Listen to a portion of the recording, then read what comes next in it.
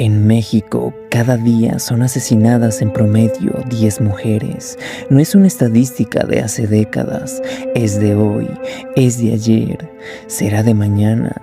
Pero detrás de ese número hay algo que las estadísticas no cuentan. Muchas de esas mujeres gritaron por ayuda. Los jueces lo sabían, la policía lo sabía, las instituciones lo sabían. Y aún así no hicieron nada. Hoy vamos a hablar de dos de ellas, dos mujeres que buscaron ayuda y que México las dejó morir de todas formas. Si hubiera querido golpear con un bat, lo hubiera matado en el primer batazo. Y dice que le pegué como 3 veces. 3 batazos, yo creo que honestamente digo eso. Es una tontería. Abril Cecilia Pérez Sagaón tenía 48 años, era madre de 3 hijos, una hija de 18 años y 2 adolescentes de 16 y 14 años. Era cofundadora de una empresa de comercio digital, ejecutiva con estudios en Harvard, en la Universidad de Pensilvania, en el TEC de Monterrey. Era el motor de su familia. Según su hermano Javier, todo giraba alrededor de ella. Las fiestas, los cumpleaños, las reuniones familiares. Ella era quien unía. Daba su tiempo a la comunidad. Pertenecía al movimiento Familia Cristiano y a asociaciones católicas. Una mujer que desde afuera lo tenía absolutamente todo. Pero detrás de esa vida construida con tanto esfuerzo, había algo que Abril cargaba en silencio desde hace 25 años. Llevaba un matrimonio que desde afuera era el ideal, pero por dentro era un completo infierno. Porque el hombre con quien estaba casada no era cualquiera. Juan Carlos García Sánchez era el exdirector general de Amazon México, máster en negocios por la Wharton School en la Universidad de Pensilvania, directivo de Electra del Grupo Salinas, cofundador de empresas digitales, el tipo de hombre que da conferencias sobre liderazgo y emprendimiento, que aparece en revistas de negocios y que estrecha las manos con ministros, el hombre al que nadie, absolutamente nadie, imaginaba capaz de lo que hizo. Y eso, exactamente eso, fue lo que lo protegió durante tanto tiempo. La primera señal documentada de violencia en la vida de Abril aparecería en 2009, cuando todavía vivía en Monterrey. Juan Carlos comenzó a desconfiar de ella. La acusó de tener un amante en el gimnasio, sin pruebas, sin motivo real, solo los celos enfermizos de un hombre que necesitaba controlarlo todo. Esa noche, Abril llamó llorando a su hermano para contarle que su esposo la había amenazado y golpeado. Fue la primera vez que la familia supo lo que pasaba detrás de las puertas cerradas de ese matrimonio. Y fue la primera de muchas, porque eso no paró. Durante 25 años, la violencia fue escalando año con año.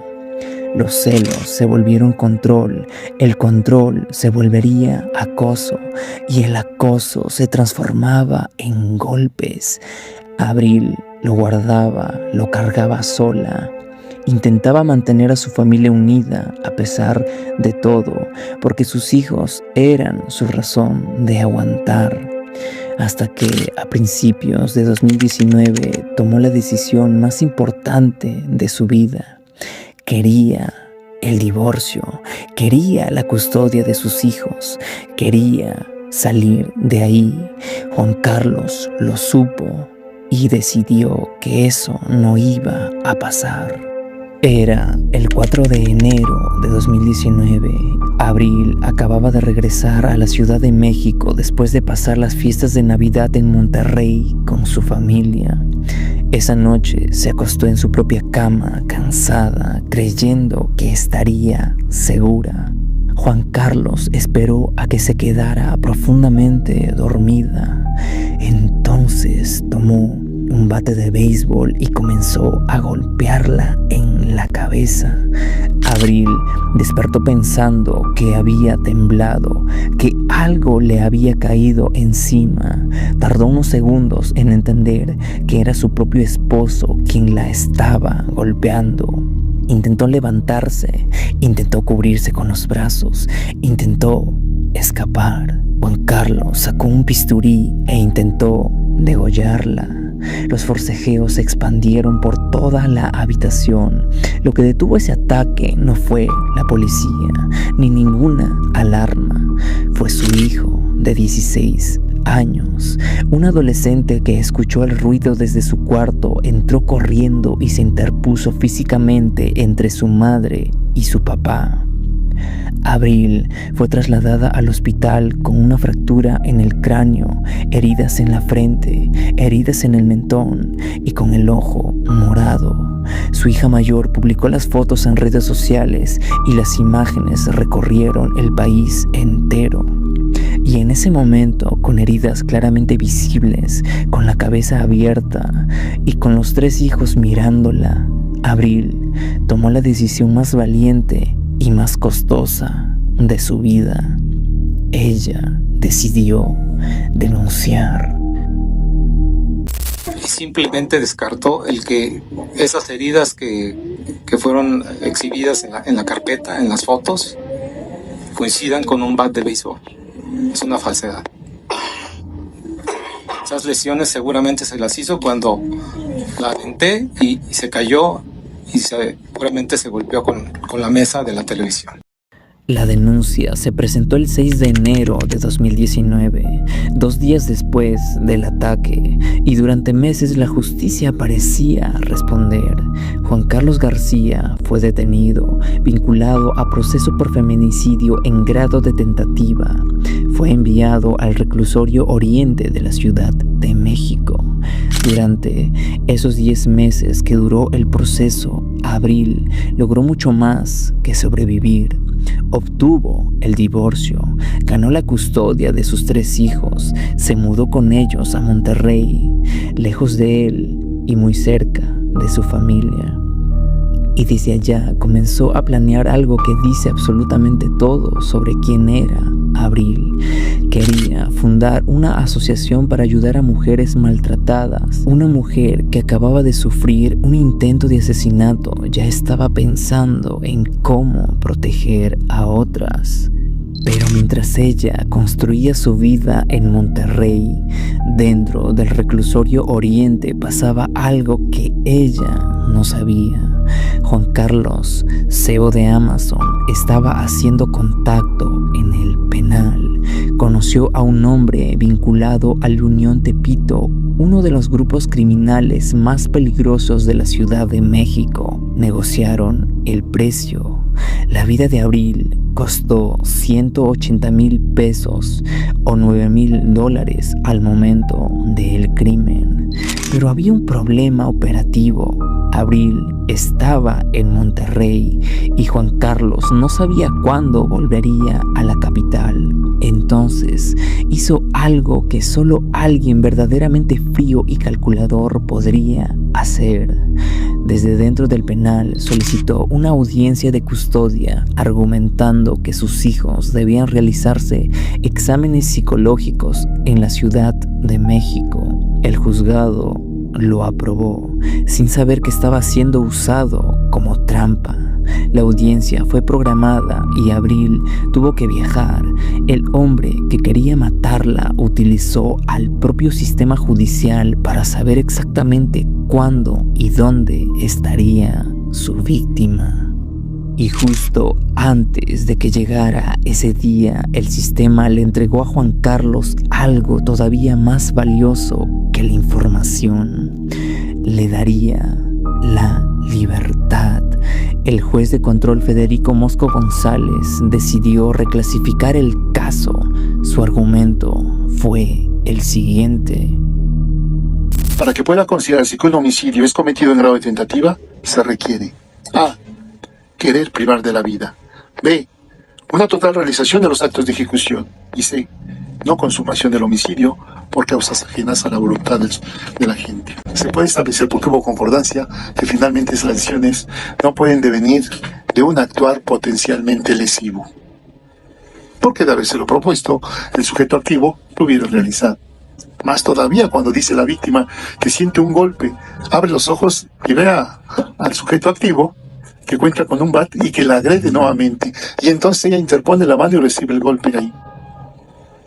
Y vuelvo a insistir, un nuevo golpe en esas condiciones, en el estado que se encuentra la víctima porque está acostada, ¿qué consecuencias físicas le hubiera traído aparejado?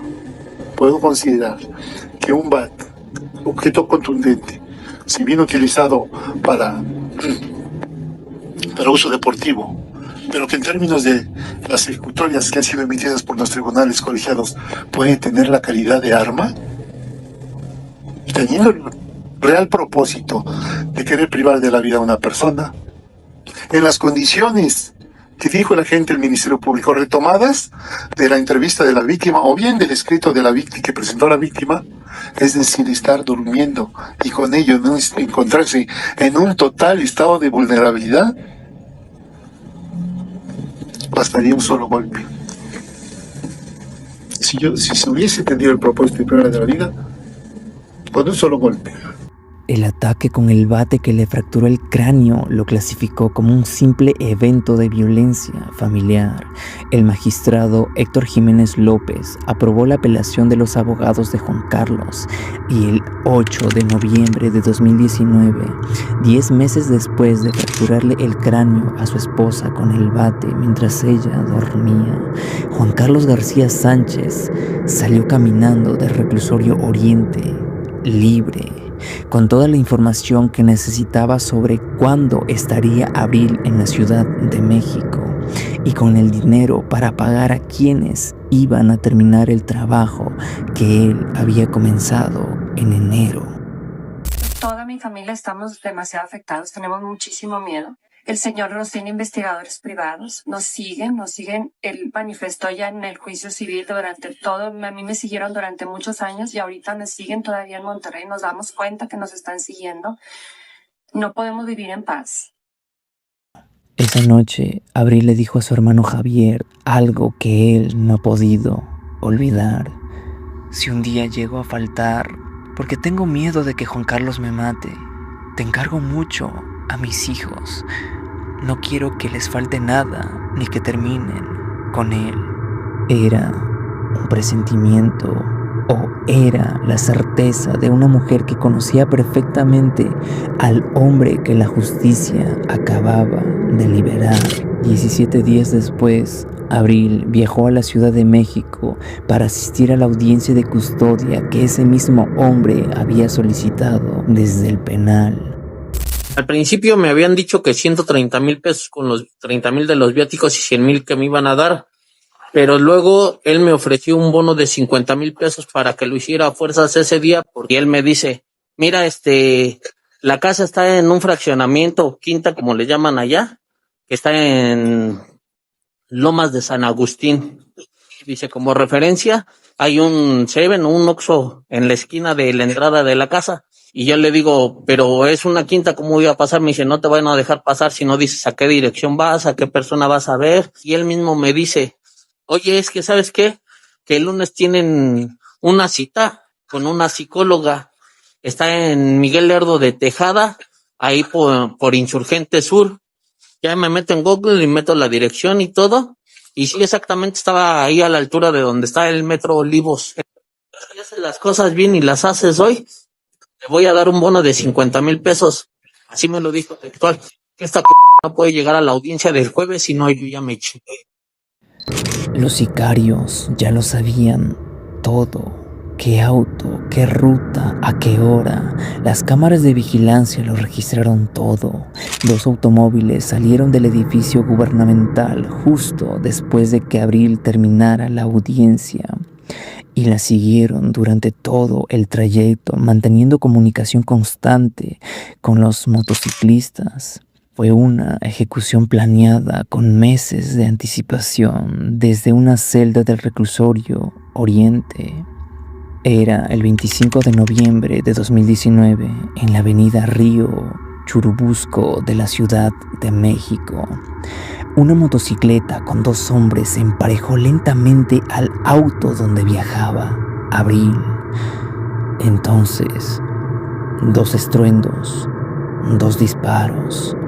Uno traspasó su cráneo, el otro se perdió en su espalda. La motocicleta aceleró y desapareció en el tráfico de la tarde. Sus hijos, de 16 y 14 años que estaban en el asiento trasero, quedaron estupefactos con su madre desangrándose en el asiento del copiloto. Abril fue trasladada de urgencia al hospital. Los médicos intentaron todo. Esa misma noche, Abril murió. Tenía 46 años, 3 hijos, un divorcio recién ganado, una custodia recién ganada y un sueño a medio construir de ayudar a otras mujeres que vivían lo mismo que ella había sufrido en vida. Juan Carlos García huyó a Estados Unidos 5 días después del asesinato. Interpol emitió una ficha roja en su contra, buscando en más de 190 países. Los sicarios fueron sentenciados a 52 años de prisión. Un tercer implicado, conocido como el Amado, recibió 39 años de condena en octubre de 2024. Los jueces Federico Mosco y Luis Alejandro Díaz, que liberaron a Juan Carlos, fueron suspendidos de sus cargos, aunque después los reincorporaron. Los mismos hombres que ignoraron las palabras de Abril siguen siendo jueces en México a día de hoy. Y desde la clandestinidad, usando abogados, Juan Carlos García ha presentado más de 20 demandas judiciales para arrebatarles a sus propios hijos los bienes que Abril les donó antes de morir. Abril lo había visto venir, tanto que en vida solicitó un amparo legal para proteger aquellos bienes. Se lo otorgaron, ya muerta. Hoy, el autor intelectual del asesinato de Abril Pérez Sagaón sigue libre. Sus hijos crecen sabiendo exactamente quién los dejó huérfanos, y la justicia que debió proteger a su madre fue el mismo que la condenó a morir.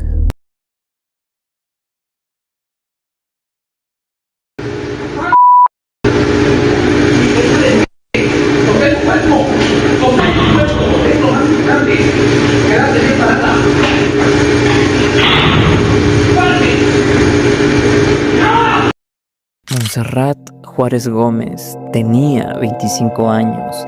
Vivía con sus padres en la colonia Jardines de Santa Clara, en Ecatepec, Estado de México.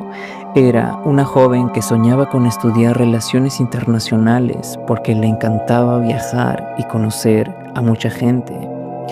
Llevaba una vida tranquila con un futuro planeado. Un día, mientras navegaba por Facebook, un perfil con el nombre de Shean Alejandro le envió una solicitud de amistad. Montserrat, como cualquier joven, aceptó. Empezaron a mensajear. Rápidamente ganaron confianza que se fue volviendo algo más. Para finales de 2021 ya serían pareja. Y Shean empezó a convencerla de que se fueran a vivir con él. Le prometió una vida mejor, le prometió un hogar tranquilo, lleno de amor. Pero un detalle que ella no le daría mucha importancia fue el que él le mencionó que irían a vivir con sus padres en un departamento de la Ciudad de México. Montserrat confiaría en su pareja, empacó sus cosas y cruzó la frontera entre el Estado de México y la capital, sin saber que estaba entrando en una trampa de la que no podría salir. El departamento estaba en la calle Lago Chalco 76, Alcaldía Miguel Hidalgo, un edificio ordinario en una colonia ordinaria en la Ciudad de México. Pero adentro de ese departamento, la familia de Alejandro operaba algo que resulta difícil de describir. Shean la golpeaba. Su padre, César Bernardo, de 54 años, traía hombres al departamento y en contra de su voluntad daba en venta el cuerpo de Montserrat por 500 pesos. Su madre, Carmen, la mantenía bajo sustancias con las que los investigadores llamarían un cóctel médico: gotas oftalmínicas, pastillas e inyecciones para dolores intensos que le administraban de forma controlada para que no pudiera resistir, para que no pudiera pensar con claridad, para que no pudiera escapar. Los vecinos del edificio llevaban meses escuchando los golpes, los gritos y la música de fiesta nocturna que acompañaba lo que pasaba ahí adentro. Algunos vecinos lo reportaron, pero nadie entró a verificar. Y hay algo más que las investigaciones revelaron tiempo después. 3 mujeres ya habían sufrido lo que Montserrat en ese departamento. Las 3 mujeres lograron salir. Se hizo un reporte por violencia. Sin embargo, los policías que acudían argumentaban que al ser un domicilio privado no podían entrar sin una orden. La familia de Sheehan simplemente no abría la puerta, apagaba la música y la policía se retiraba. Ninguna de las 3 jóvenes anteriores formalizó una denuncia penal por miedo a represalias de la familia. Las autoridades archivaron los reportes y nunca se abrió una carpeta de investigación. El padre de Montserrat, Armando Juárez, declaró que había interpuesto varias denuncias y que la policía nunca pudo entrar a la casa y no hizo nada para investigar. La ficha de búsqueda de Montserrat fue emitida en marzo de 2023, meses después de que desapareciera, y entonces ocurrió algo que debería haberle salvado la vida. El 3 de mayo de 2023, la propia Montserrat se presentó en la Fiscalía de Personas Desaparecidas en Naucalpan para dar de baja su propio boletín de búsquedas y cumplir con el protocolo de prueba de vida. En la fotografía que le tomaron ese día, Montserrat aparecía visiblemente golpeada.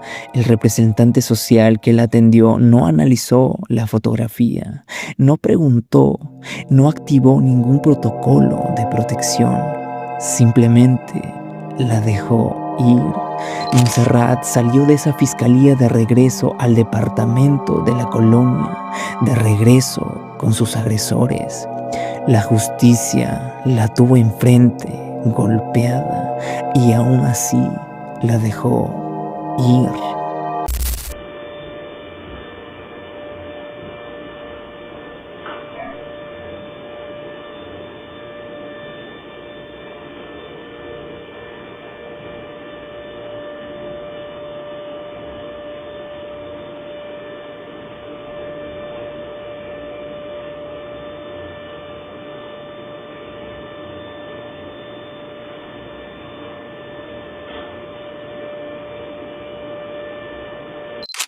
Lo que acaban de ver es Montserrat acompañada de su suegra meses antes de morir.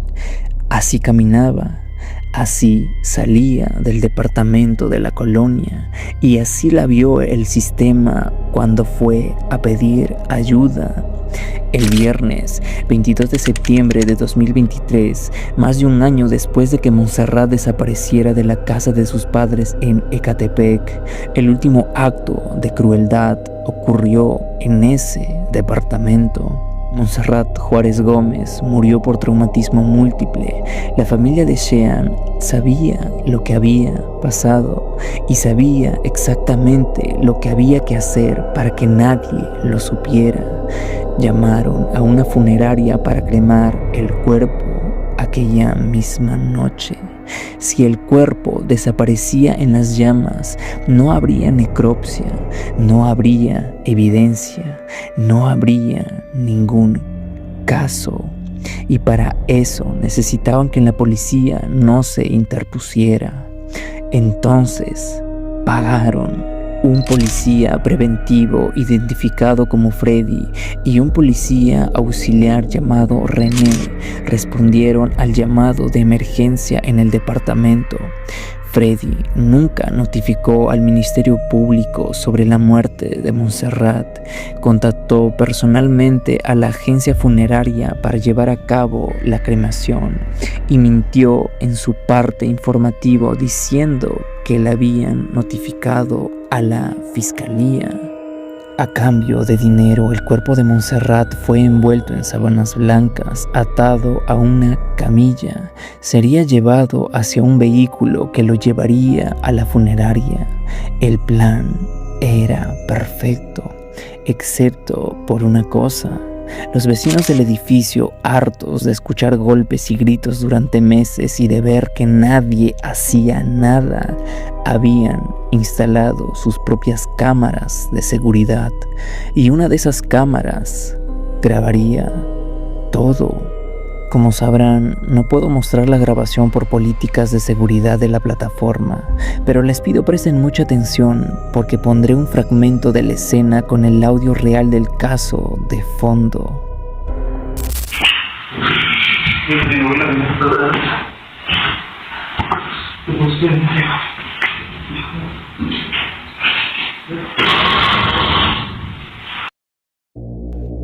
La cámara de seguridad de ese edificio de la calle Lagochalco captó una de las secuencias más indignantes de las que se tengan registro. Como pudieron escuchar, se tienen registros de todo el traslado del cuerpo. En el metraje se ve claramente tres figuras claves: el policía Freddy, el presunto feminicida Alejandro y el padre de este mismo, César. El oficial uniformado va bajando los escalones de espaldas con mucha dificultad, sosteniendo con ambas manos el peso principal del cuerpo, mismo que estaba envuelto con unas sábanas blancas sobre una camilla de emergencias. Justo enfrente de él, bajando de frente, aparece Shean Alejandro, con una playera roja y pantalones de mezclilla azul, quien sostiene y equilibra el traslado, y luego en la parte inferior, al bajar el piso de las escaleras, se aprecia a César, el padre de Alejandro, quien sostiene la parte inferior del cuerpo. Ese video fue publicado en redes sociales y se hizo viral en horas. Fue él mismo quien salvó el caso de Montserrat del olvido absoluto. Gracias a la presión mediática del video, la Fiscalía General de Justicia de la Ciudad de México abrió una carpeta de investigación. Rastrearon la ruta que había seguido la camioneta de la funeraria y agentes de la Policía de Investigación llegaron al lugar justo a tiempo. Los agentes ministeriales detuvieron el proceso de la cremación por completo, aseguraron el establecimiento y rescataron el cuerpo de Montserrat apenas unas horas antes de que fuera incinerado. Lo recuperaron y lo trasladaron al Instituto de Ciencias Forenses. La necropsia reveló la causa de muerte de Montserrat. No fue ningún trastorno alimenticio ni problema respiratorio como Freddy había reportado. Fue traumatismo múltiple.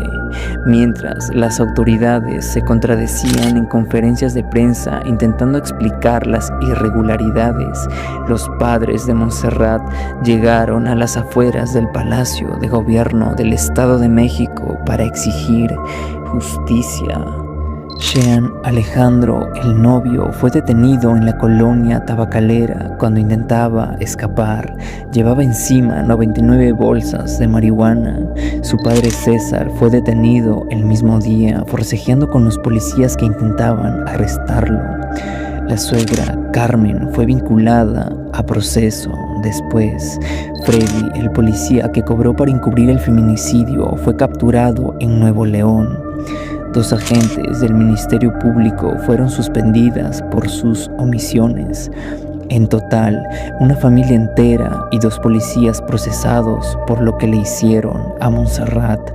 El padre de ella dijo que quizás su hija no les contó lo que estaba viviendo para protegerlos, que no quería imaginarse bajo qué condiciones la tenían retenida. Una joven que un día aceptó una solicitud de amistad en Facebook y que terminó en un departamento donde abusarían de ella, que tuvo el valor de presentarse ante una fiscalía para pedir ayuda, que salió de ese edificio con golpes visibles y que la justicia mexicana la devolvió con sus agresores, que murió en ese departamento más de un año después de desaparecer y que cuyo cuerpo casi desaparece en las llamas de una funeraria si no hubiera sido por la cámara de un vecino harto de que nadie escuchara sus denuncias. Así como el caso de Ingrid y de Montserrat, existen otros muchos donde la justicia hizo oídos sordos. Si el video tiene bastante apoyo, estaremos tocando más de estos casos. Por el momento me despido, pero no sin antes dejarte otro video igual de real e impactante.